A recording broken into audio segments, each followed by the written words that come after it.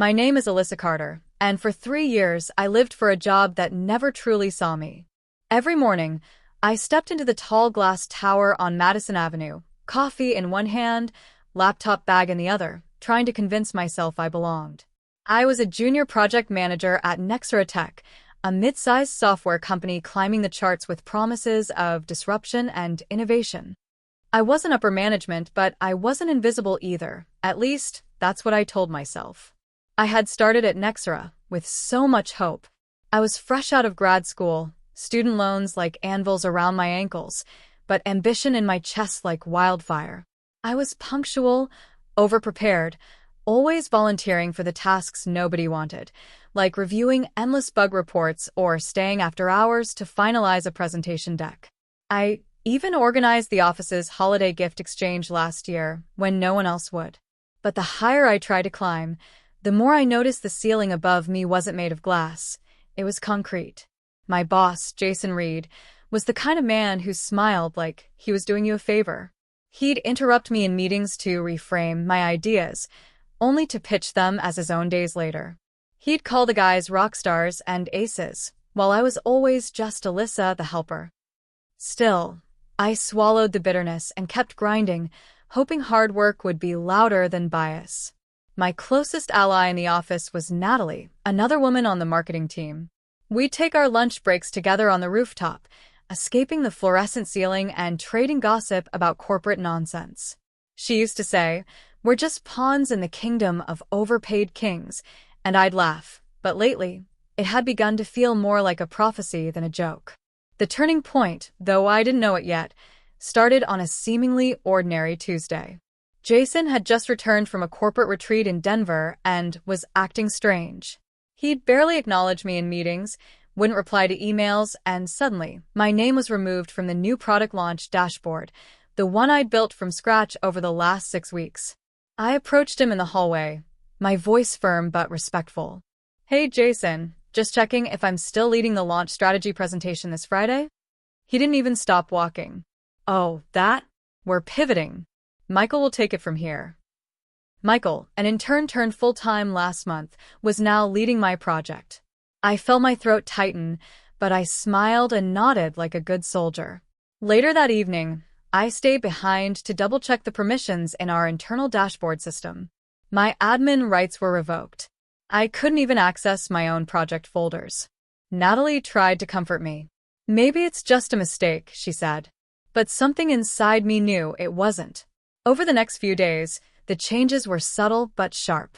I was removed from email chains I once created, assigned to petty admin tasks that had nothing to do with my role, and my calendar suddenly had one-on-one meetings with HR I hadn't requested. I felt like a ghost in my own department. Still, I held on. I told myself to breathe, to not jump to conclusions. Maybe I was being paranoid. Maybe I just needed a break. Then came Friday. Jason called me into a small glass conference room. I thought maybe he was going to finally acknowledge the chaos or, at worst, reprimand me for something I wasn't aware of. But when I walked in, HR was already there. 2 people. Cold smiles. Folders in hand. "Please have a seat," Jason said, his voice devoid of emotion. "This won't take long." I sat, heart pounding, feeling a chill even though the room was warm. "We've reviewed your recent performance," one of the HR reps began, "and unfortunately, we've decided to terminate your employment, effective immediately." I blinked. "I'm sorry, what?" My voice cracked. Jason didn't even look at me. "There's been a shift in departmental priorities," HR continued, "and your role no longer aligns with company needs." No warnings. No documentation. No explanation. Just gone. I remember standing up, dizzy, trying to process what was happening. I had no words. Jason handed me an envelope and said flatly, "Security will escort you out." As I packed at my desk under watchful eyes, coworkers stared awkwardly, pretending to type harder on their keyboards. Nobody said a word. Nobody asked why. But Natalie ran down the hallway and hugged me so tightly I almost broke. "This is wrong," she whispered. "I'm so sorry." I left Nexera with a small box of my belongings and a mountain of humiliation. My phone buzzed with LinkedIn updates, work notifications fading into gray. I got into the subway with tears in my eyes, feeling like I'd just been erased. For no reason. Or so they thought. Because what they didn't know, what Jason didn't count on, was that this girl, she doesn't just walk away. And I had receipts. The first weekend after I got fired was a blur of grief and rage. I barely left my apartment. My bedroom floor was littered with tissues, job application tabs open on my laptop, untouched. I kept replaying the scene over and over. Jason's blank face, the HR rep's rehearsed lines, the way security hovered like I was some kind of threat. My chest would tighten, and I'd have to remind myself to breathe. But by Sunday night, something shifted. Grief turned into anger. And anger turned into clarity. This wasn't just about losing a job. This was about being erased, silenced, discarded. I opened my work email on my phone. Thankfully, I still had access to old emails through my connected mail app. I started scrolling, searching, digging. Every approval I had written, every presentation I'd submitted, every great work Jason had sent me over the last year, I took screenshots of everything. And then I remembered something important. Slack messages. I had backed up some of my chats during a team migration 6 months earlier, including one particularly damning thread where Jason had asked me to take the blame for a budgeting error he had made. Just take the fall this one time, Alyssa. You're a team player, right? I had hesitated at the time but ultimately agreed, thinking it would earn me goodwill. But now, reading it again with fresh eyes, I realized they were building a case to push me out long before Friday. On Monday morning, I called Natalie. She answered on the first ring. I can't talk long, she whispered.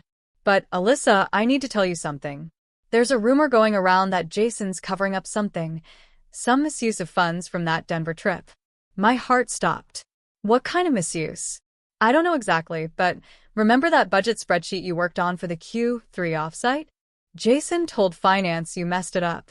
That's how he justified firing you so quickly. But I didn't mess it up, I said slowly. I followed his numbers exactly. I even emailed him the final version the night before it was sent. Then you might have proof, she said. You need to talk to someone. Like a lawyer. A lawyer. The word felt heavy in my mind. I'd never sued anyone in my life. The idea felt distant, like something rich people did on shows like Suits. But after I hung up, I found myself typing wrongful termination lawyer NYC into Google anyway. I scrolled through dozens of firm websites until one caught my eye, Samantha Ellis Legal, specializing in workplace discrimination and wrongful terminations. The testimonials were impressive.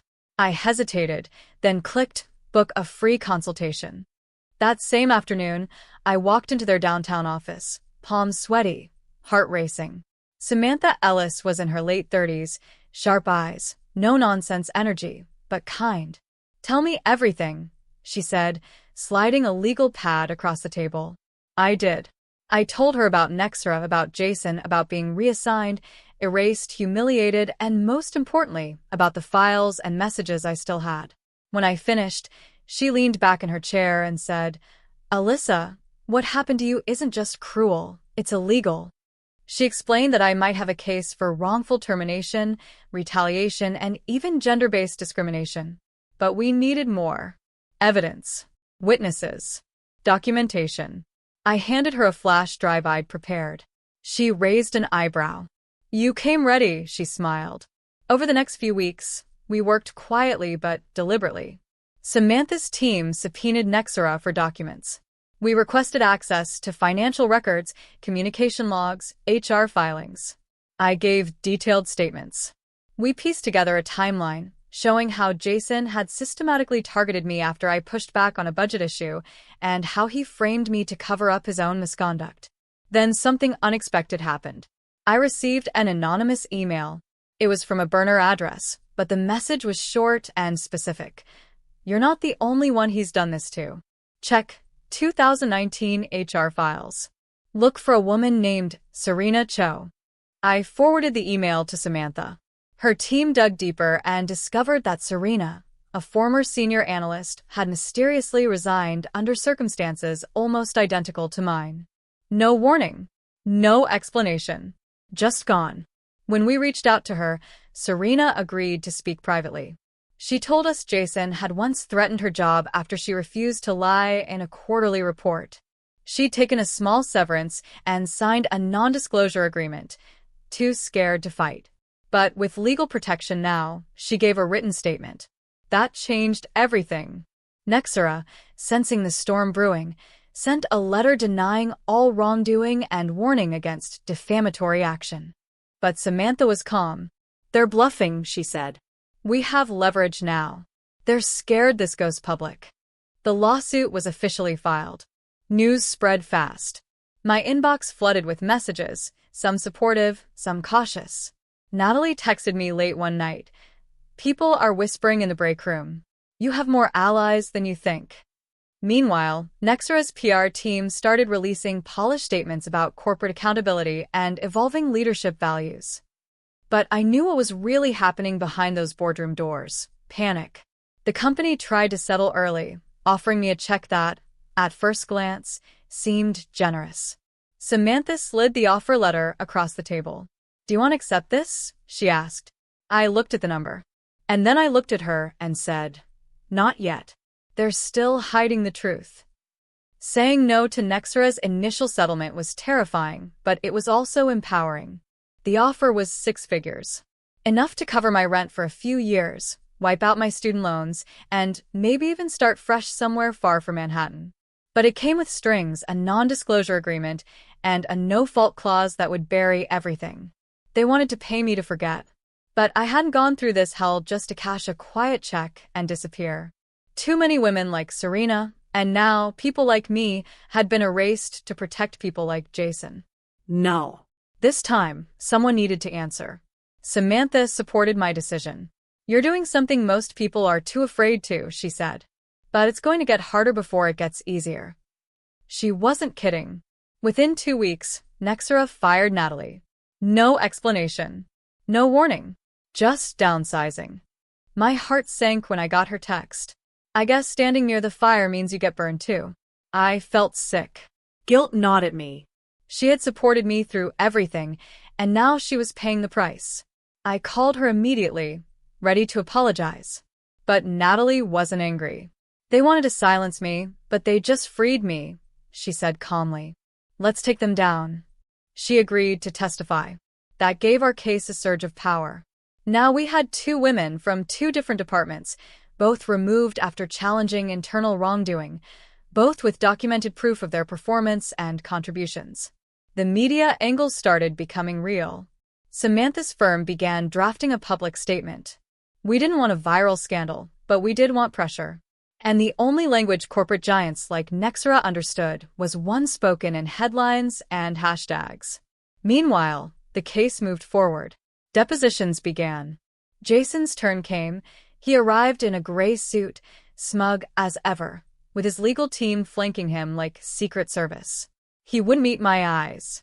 But I watched him squirm when Samantha started pulling up printed emails and Slack messages. There it was in black and white. His demand that I take the fall for his misallocated Denver budget. His sudden reassignment of my project to Michael with no documented cause. His condescending just-your-job comments during meetings. Jason fumbled, trying to explain it all away as miscommunication and team restructuring. But he looked more like a drowning man grasping for air. Still, Nexera wasn't backing down. Not yet. They hired a private investigator. Samantha informed me that they were digging into my background, looking for anything they could use to discredit me. Old tweets, emails, performance reviews, even college records. I remember sitting alone that night in my apartment, blinds drawn, phone buzzing nonstop. I felt watched, exposed. I had done nothing wrong, and yet I was the one being investigated like a criminal. I called my mom. I hadn't told her much about the lawsuit until then, just that I'd left my job and was working through something. But when I broke down and told her the truth, she didn't hesitate. "You were always the brave one," she said. "Don't let them scare you into silence." Her voice brought me back to center. This wasn't about revenge, it was about justice. For myself. For Natalie. For Serena. For every woman Jason had stepped on to climb the ladder. The next day, we filed for punitive damages. Samantha said the evidence was strong enough now to show deliberate harm and long-term career sabotage. That's when the tone changed. Nexera's legal team requested mediation. It means they're starting to sweat, Samantha said. They don't want this going to trial. But I wasn't sure I wanted mediation. Part of me wanted to face Jason in court, to let the world hear what he did. I imagined the jury, the headlines, the final slam of justice ringing out in a courtroom. And yet, I was exhausted. I hadn't worked in 4 months. My savings were thinning. My mental health was fraying. Therapy helped, but every week dragged like a lifetime. Samantha looked me in the eyes one afternoon and asked gently, "Do you want a war or a win?" That question stayed with me for days. I weighed everything, my future, my health, my dignity, and the bigger message. I prayed. I journaled. I sat on the floor of my bedroom, surrounded by sticky notes that said things like, "Truth matters," and "You are not what they did to you." And finally, I made my decision. We would go to mediation, but on my terms. No gag order. No hiding the truth. And not a cent less than what I deserved. When I walked into the mediation room, I wore the navy blue suit I'd saved for big presentations back at Nexera. I didn't come to beg. I came to stand. Across the table sat Jason, this time visibly rattled. He looked thinner, paler, older. His confidence had eroded, and for the first time, he wouldn't meet my eyes. Their lead counsel spoke first.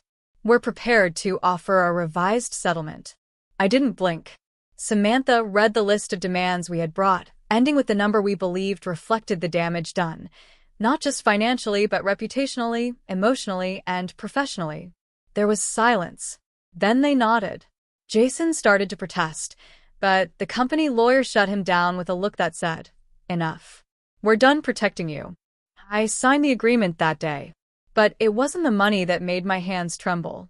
It was the power of saying no. The power of not settling for silence. The power of fighting back and being heard. It was supposed to be over. The papers were signed. The terms were locked in. I had just won the biggest settlement of my life, and arguably one of the most significant in Nexera's recent history. It should have felt like a clean ending. But justice, real justice, rarely comes that clean. 2 weeks after the mediation, Samantha called me unexpectedly. "They've launched an internal audit," she said. Quietly. "But it's big." My brows furrowed. "Why now?" "Because your case opened something they didn't want opened. And I think you've started a chain reaction." Turns out the documents subpoenaed during our case had contained more than we knew. During discovery, Samantha's paralegal flagged a handful of expense reports and internal memos that didn't align. At first, no one paid them much attention. They weren't directly tied to my case. But Nexera's own compliance team had picked up the scent. Jason Reed wasn't just retaliating against women who questioned him. He was embezzling money. Hundreds of thousands, quietly funneled through inflated vendor contracts, fake consulting fees, and travel expenses that never happened. The Denver trip, it turned out, had only been a small part of a much larger fraud scheme. I was stunned. He had built his career, reputation, and power on stolen resources and crushed anyone who got close to the truth. Like Serena. Like me. Suddenly, everything made sense. And then came the twist I never saw coming. Samantha forwarded me a file, recently unsealed during the audit. It was a written statement from Jason's former assistant, a woman named Lindsay, who had left the company months before my termination. She had submitted a whistleblower complaint last year, accusing Jason of manipulating department budgets and silencing dissent. The company had ignored her. The complaint sat buried in a forgotten folder until my case forced them to dig it back up. As I read Lindsay's words, I felt chills ripple down my spine. Her story mirrored mine, verbatim manipulation, the same passive-aggressive gaslighting, even similar wording in her termination email. She had suffered alone, thinking no one would believe her. But now, she was being called to testify in a criminal investigation. Jason's world was unraveling. The final confrontation wasn't in a courtroom. It was in a boardroom live-streamed to every Nexera employee. The company's legal and compliance divisions held a town hall to address recent concerns and leadership changes. I didn't expect to be invited, but Samantha insisted I attend, not as a participant, but as an observer. "You need to see how this ends," she said. I logged in from my apartment, the familiar Nexera blue and white logo flashing across my screen. Hundreds of employees had joined, tiny names stacked in columns. The tension was palpable, even through a screen. Then came the announcement. "Effective immediately," said the general counsel, "Jason Reed has been terminated for cause following the conclusion of our internal investigation." Muted gasps filled the chat. The general counsel continued, outlining in careful language the findings: misuse of company funds, retaliation against employees, breach of ethical codes. They didn't say my name, but they didn't need to. Everyone in that room knew what had happened. And then, the real moment of reckoning. One of the executive VPs took the mic and said something I never expected. "We owe a debt of gratitude to the courageous individuals who spoke up, those who suffered in silence, and those who challenged us to be better. Because of you, we are rebuilding from the inside out. Because of you. Because of me." I sat there, hand over my mouth, unable to move. I had dreamed of revenge.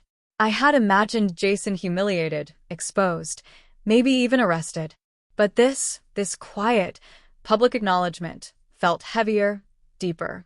This wasn't just about taking him down. It was about changing the system that let him thrive for so long. I closed my laptop and stood by the window, staring out at the city below. I thought of Serena, of Lindsay, of Natalie, of every woman who had doubted herself while being gaslight by power-drunk men, of every overworked, underpaid employee who stayed quiet to keep their job. And then I thought of myself, the girl who once stayed late to be noticed, who used to shrink her voice in meetings, who had walked out of Nexera with tears in her eyes and a cardboard box in her hands. She was gone. In her place stood a woman who had faced down an empire and won. Later that evening, as the news broke online, senior Nexera executive fired in major misconduct scandal, my phone began buzzing with messages. Former coworkers, silent allies, even total strangers. Some just said thank you. Others asked how to speak up. Natalie called me, her voice shaking with emotion. "You did it, Alyssa. We all did." But truthfully, what mattered most wasn't the headlines. It was the healing. For the first time in months, I slept deeply. No nightmares. No anxiety. Just peace. And in the morning, I woke up to the sun streaming through my window, and for the first time since losing my job, I felt something new blooming inside me. Freedom. The day I filed the lawsuit was the day everything shifted. I still remember walking out of my attorney's office, clutching the folder labeled Harris v. Techbloom Corp., like it was a shield. This wasn't just about me anymore. It was about every woman who had ever been dismissed without a voice, erased without explanation. My lawyer, Kimberly Mason, had a fire in her that reminded me of everything I'd forgotten in myself. "They think you'll just go away quietly," she told me, her heels clicking across the floor as she led me through the legal plan. "But we're about to remind them who they fired." I wasn't naive. Lawsuits against big corporations weren't won easily. But what we had was compelling emails, meeting recordings, testimonies. There were whispers from other women in the office, too. One even confided that Noah had given her a warning for wearing flats instead of heels. What had once felt like isolated, humiliating moments were now forming a pattern. A story. A case. The legal team for Techbloom tried to intimidate us. I received emails urging me to settle early. Low six figures, they said, so this doesn't have to go further. But it was never about hush money. Not anymore. The court date was set for late summer. I spent weeks preparing, reading my deposition, remembering every detail from the day I was fired. I practiced keeping my voice steady and my eyes forward. But nothing could prepare me for facing Noah Weston in court. He walked in like he owned the world, same smug confidence, same expensive suit. He barely glanced at me, but I noticed his hand tremble as he signed a document. Good. During testimony, Kimberly laid out the facts like a seasoned storyteller. She brought forward my performance evaluations, stellar across the board. She read aloud my email exchanges that directly contradicted the so-called budget cuts. Then she played the audio clip from a meeting I secretly recorded where Noah joked about cutting the dead weight while naming only women employees. The courtroom went silent. I held my breath. Then came the defense's turn. They tried to paint me as bitter, emotional, difficult. But every time they tried to box me into a stereotype, Kimberly countered with data, logic, and poise. She reminded the jury that bias isn't always shouted, it's often disguised as business decisions. When I took the stand, I told the truth. Not just about my firing, but about how it made me question my worth, my talent, my future. But I fought back. I said, looking directly at the jury, because silence isn't safety, it's surrender. And I refused to surrender. We waited 3 days for the verdict. I barely slept, barely ate. Every vibration of my phone sent my stomach lurching. And then on a rainy Tuesday morning it came. I was awarded $2.4 million in damages. Wrongful termination. Gender-based discrimination. Retaliation. I cried in the hallway outside the courtroom. Kimberly hugged me so tight, I thought my ribs would crack. Reporters flooded the scene, and though my name was now public, I didn't shrink from it. I'd been erased once. Never again. That night, I stood on my apartment balcony, feeling the wind press against my face, stronger than I'd felt in months. And I realized something. The money was life-changing, yes. But the real victory was reclaiming my voice. After the dust settled and the cameras stopped flashing, I found myself staring at my bank account like it belonged to someone else. $2.4 million. It didn't even feel real. For weeks after the verdict, I kept expecting someone to call and say there had been a mistake, that I wasn't supposed to win, that people like me didn't get justice. But it was real. And the moment I fully accepted it, something inside me shifted. It wasn't just about the money, though that gave me choices I never had before. It was about the way I saw myself. I wasn't a victim anymore. I was a survivor. No, more than that. I was a warrior. The first thing I did was take a trip. Alone. Just me, a passport, and a burning desire to breathe somewhere new. I flew to the Amalfi Coast, something I used to pin on vision boards, thinking it was only for other people. I stood at the edge of cliffs that kissed the sea, drank espresso in little cafes, journaled in old notebooks I had forgotten, I even packed. I cried sometimes. But it wasn't grief, it was release. Then I came back home and got to work on myself. I enrolled in a leadership program for women in business. I started therapy regularly. I read every book on boundaries, healing, power, and purpose. I bought a small townhouse in a quiet neighborhood. I invested part of my settlement wisely. And then, without really planning it, I started something new. It began with a blog post, Why I Fought Back. It went viral in 2 days.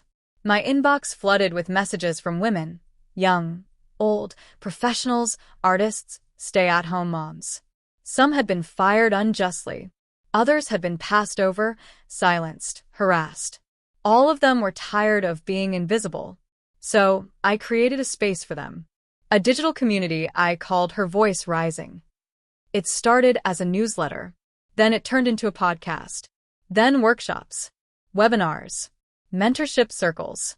And within a year, I was speaking on panels, invited to conferences, consulting companies on workplace equity. Me, the woman who was once told she was too emotional to lead.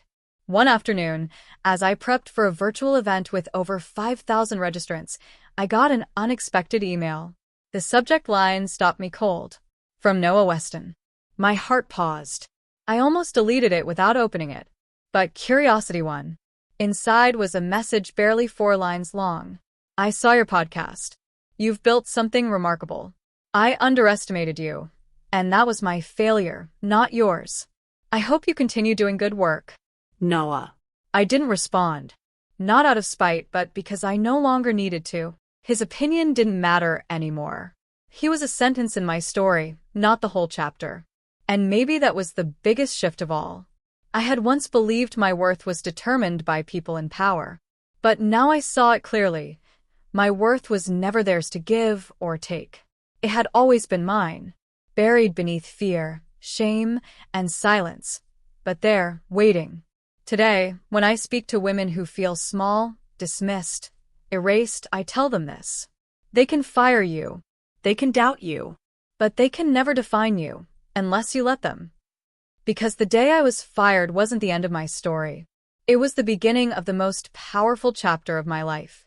If you're listening to this and you've ever felt powerless, if you've ever stared down the cold barrel of injustice and told yourself to just move on, then let me say something to you directly. Don't you dare shrink.